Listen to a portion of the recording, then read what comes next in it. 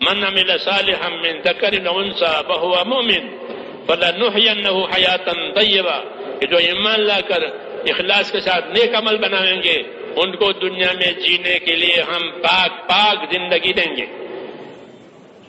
یہ وعدہ ہے کہ ان کو دنیا میں زندگی گزارنے کے لیے پاک زندگی دیں گے، آلودہ زندگی نہیں ہوگی، ان کی زندگی پریشانیوں سے پاک ہوگی، اطمینان کی زندگی ہوگی، کیونکہ اطمینان اور چین اللہ کی یاد سے آتا ہے۔ جب زندگی دین والی ہوگی تو اللہ کی یاد کی وجہ سے زندگیوں میں اطمینان اور چین ہوگا، محبتیں ہوگی۔ ہاں، ایمانی زندگی کا یہ اثر ہے کہ آپس میں محبتیں ہوگی۔ محبت بڑا انعام ہے، محبت بڑا انعام۔ ایمان کی وجہ سے صحیح محبت ملتی ہے، اغراض والی محبت نہیں۔ اغراض والی محبت تو جانور میں بھی ہوتی ہے، ایمان والی محبت کہ اللہ ایمان کے برکت سے ان الذین آمنوا وعملوا الصالحات سیجعل لهم الرحمن ودا، جو لوگ ایمان لائیں گے، نیک اعمال کریں گے، ان کے درمیان میں محبتوں کا انتظام اللہ کریں گے کہ ان کے اندر محبتیں ہو جائیں گی۔ جیسے انصار مدینہ میں محبتیں ہو گئی، پہلے لڑتے رہتے تھے، جب ایمان والے بنے تو محبت والے ہو گئے۔ تو یہ اثر ہے کہ حیات طیبہ پاک زندگی دیں گے جینے کے لیے، تو پریشانیوں سے پاک ہوگی، ہاں، چین اور اطمینان ملے گا۔ پاک زندگی میں یہ ہوگا کہ اسباب میں برکتیں آئے گی۔ جب زندگی ایمان عمل والی ہوگی کہ اسباب میں برکت آئے گی، عمر میں برکت آئے گی، مال میں برکت آئے گی، جی ہاں، آپس میں محبتیں ہوگی، دعا میں قبولیت ہوگی۔ یہ پاک زندگی کے اثرات ہیں۔ ایمان اعمال کی برکت سے جو زندگی اللہ دیں گے اس کی یہ تاثیر ہے کہ فلنحینہ حیاۃ طیبہ، کہ دنیا میں جینے کے لیے پاک زندگی ملے گی، جہالت سے پاک، غفلت سے پاک، ظلم سے پاک، سب چیزوں سے جتنی آلودگی ہے اس سے زندگیاں پاک ہو جائیں گی۔ اس لیے اچھے حالات پیدا ہوں گے جو انہیں خوش کریں گے۔ ہاں، یہ کس کا نتیجہ ہے؟ کہ ایمان کا اور اعمال کا۔ اس لیے اعمال بنانے کے لیے اللہ نے علم اتارا ہے، نبی والا علم، عبادات کا علم دیا، نماز کا علم دیا کہ نماز سیکھو، نماز کو بناؤ، ایسی نماز بنے جو زندگی پر اثر ڈالے۔ جیسے دوائیں بدن پر اثر کرتی ہے، بدن کی کمزوری، بدن کی بیماری دور ہو جاتی ہے، کہ ایسی نماز بناؤ جو زندگی پر اثر ڈالے، کہ زندگی کی برائیوں کو ختم کرے، زندگی کی پریشانیوں کو ختم کرے اور زندگی میں برکت لاوے، روزی کو کھینچ کے لاوے، اخلاق کو سنوارے۔ یہ نماز کا اثر ہے کہ نماز کو بناؤ، نماز کا علم دیا، نماز کے فضائل بتائے، نماز کے مسائل بتائے۔ علم کا مراد یہ ہے کہ فضائل سنو، فضائل سیکھو، تاکہ اپنے عمل کا کیا انعام ہے اس کا یقین آوے۔ فضائل کے علم سے اپنے عملوں کا یقین۔ ہاں، آدمی کوئی سودا کرتا ہے تو اس کو اپنے نفع کا یقین ہوتا ہے، اس سودے میں میرا یہ نفع ہے۔ جب تک نفع کا علم نہیں ہو وہ نہیں بیچے گا، خریدنے والا بھی نہیں خریدے گا کہ مجھے کیا فائدہ ہے۔ دونوں اپنا فائدہ دیکھ کر سودا کرتے۔ اللہ نے ہمیں جو اعمال دیے ہیں وہ اللہ کے ساتھ ایک طرح کا سودا ہے۔ اللہ نے اس کا نفع بتایا کہ ہم آج کو اس عمل پر یہ دیں گے اور یہ دیں گے اور یہ دیں گے۔ ایک ایک عمل پر کتنا دیتے ہیں، اس لیے اس کے فضائل سنائے۔ ایک آدمی وضو کر کے گھر سے چلتا ہے کہ وہ ایسا ہے جیسے گھر سے احرام باندھ کر حج کو جا رہا ہے۔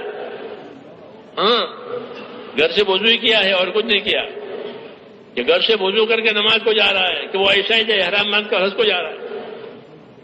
اس کو ایک ایک قدم پر ایک ایک نیکی ملے گی، ایک خطا معاف ہوگی، ایک درجہ بلند ہوگا۔ جتنا دور مسجد سے رہے گا اتنا زیادہ نفع ہوگا۔ جی ہاں، پھر مسجد میں گیا، ہاں کہ مسجد تو آخرت کے بازار ہیں۔ مسجد کیا ہے؟ مسجد کیا ہے؟ آخرت کے بازار۔ ہاں، دنیا کے بازار، دنیا کا سودا خرید کر آدمی گھر لے جاتا ہے بازار سے، ایسے مسجد سے کہ مسجد سے کچھ چیزیں لے کر اپنی آخرت میں لے جائے گا۔ جی ہاں، کہ مساجد آخرت کے بازار ہیں، سودا خریدو یہاں آ کر کے۔ یہ کون سا سودا؟ کہ نیکیوں کا۔ مغفرت کا. جی ہاں، کہ مسجد میں داخل ہوئے مسجد کی سنتوں کے ساتھ تو اس کا بدلہ ملے گا. مسجد میں بیٹھے ہیں اعتکاف کے ساتھ، اعتکاف کے اس کا بدلہ ملے گا. مسجد میں بیٹھے ہیں نماز کے انتظار میں تو اس کا ملے گا. دینا ہی دینا ہے. ابھی نماز نہیں پڑھی. حضور صلی اللہ علیہ وسلم فرماتے تھے کہ الخیر کثیر وقلیل فاعلہ، کہ خیر تو اللہ کی طرف سے بہت ہے لیکن لینے والے تھوڑے ہیں. صحابہ کے مواعظ میں صحابہ یہ فرماتے تھے کہ مسجد میں سب سے پہلے جاؤ، سب سے آخر میں نکلو. یہ فرماتے تھے مسجد میں سب سے پہلے جاؤ اور کیا کرو کہ سب سے آخر میں نکلو. ہاں، یہ کمائی کمائی ہے. انتظار میں بیٹھے تو بھی کمائی، پھر نماز بعد جماعت پڑھی تو 27 درجہ زیادہ ملے گی.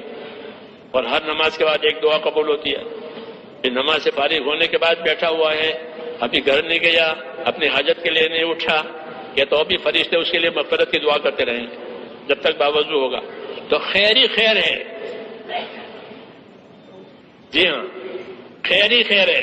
تو میں نے کہا عبادت کے لیے اللہ تعالیٰ نے فضائل کا علم دیا کہ اپنے عمل کا نفع سمجھ کر شوق سے عمل کرو، یقین سے عمل کرو، طریقے سے عمل کرو.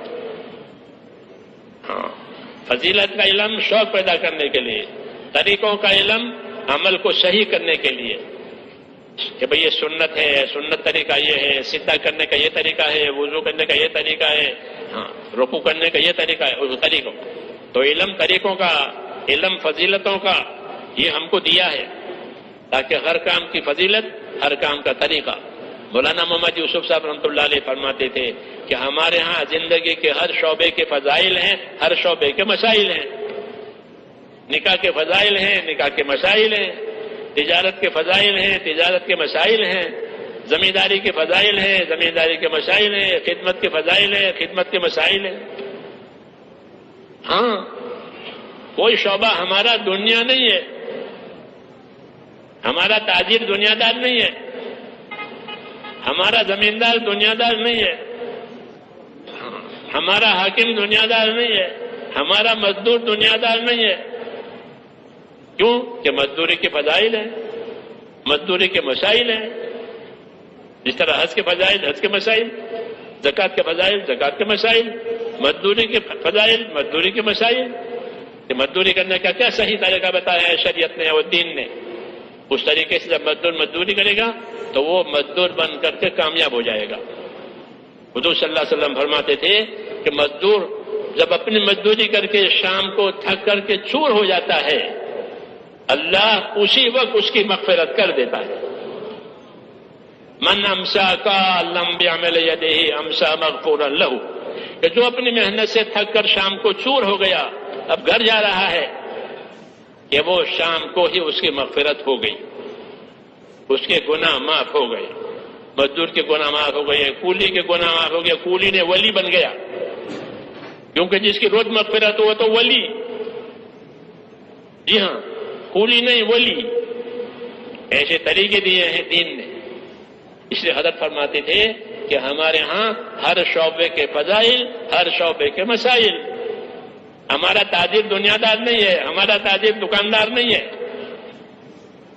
ہاں، کیوں کہ اس کے پاس دین ہے، وہ دین کے فضائل، دین کے مسائل کے ساتھ اپنی تجارت کرتا ہے. تو اس کے فضائل ہیں کہ ایماندار تاجر جو ہے نبیوں کے ساتھ، صدیقوں کے ساتھ ہوگا، اللہ کے عرش کے سائے میں ہوگا. جی ہاں، اس کی روزی میں برکت دی جائے گی. ہاں، کیونکہ وہ مال لاتا ہے باہر سے تاکہ ان لوگوں کو مال ملے، لوگوں کے لیے آسانی ہو، اس لیے اس کو برکت دی جائے گی. ہاں، وہ اپنی تجارت میں نیت طریقہ بگاڑے اس کے لیے نہیں ہے. یہ اس کو کہتے ہیں کہ وہ اپنی زندگی دینی بناوے، ہر شعبے والا. پھر کوئی شعبے والا دنیا دار نہیں ہے، ہر شعبے والا دیندار ہے.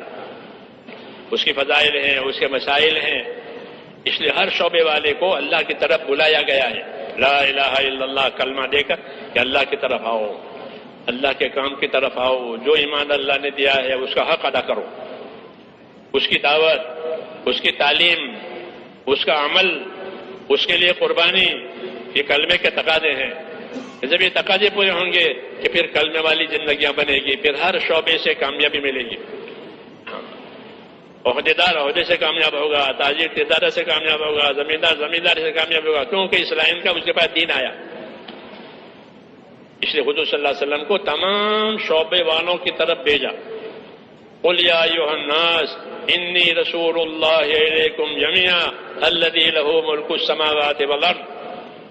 اے نبی کہہ دو لوگوں سے کہ میں تمہارے طرف اس پروردگار کی طرف سے بھیجا ہوا ہوں جو زمین آسمان کا پروردگار، تم سب کی طرف میں بھیجا گیا ہوں تاکہ تمہیں اللہ کی طرف بلاؤں، تمہیں اللہ کے دین کی تعلیم دوں، اللہ کے دین کے طریقے بتاؤں، تاکہ تم میں کا ہر آدمی ہمیشہ کے لیے اس محنت سے، اس تعلیم سے کامیاب ہو جائے.